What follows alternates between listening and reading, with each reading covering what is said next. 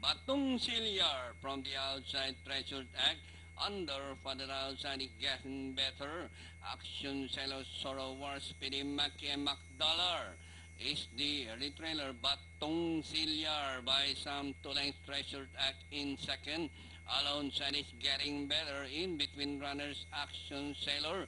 Down on the inside is Sorrow War as they round the 3/4 mile distance. Batong Silyar by half a length, followed by number 6, Treasure Dag. Getting better is racing from the outside. Soto War down on the inside. Action Sailor is Speedy Maki McDollar working towards the back.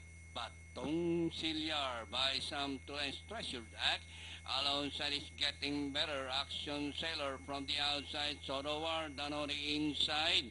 Inside the last 600, Batong Silyar still leading by a length and a half.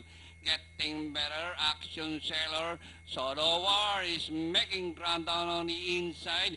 Treasure Duck is fading out in fifth as they race the last 450 and going to the final corner. It's still Batong Silyar. Soto War down on the inside, getting better on the further outside is Action Sailor.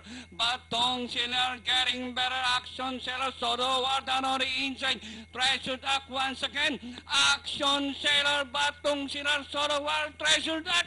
And finally, Action Sailor. Treasure Act, Batong Silyar, Soto War getting better. Number 2, Speedy Maki, and Mock Dollar comes last.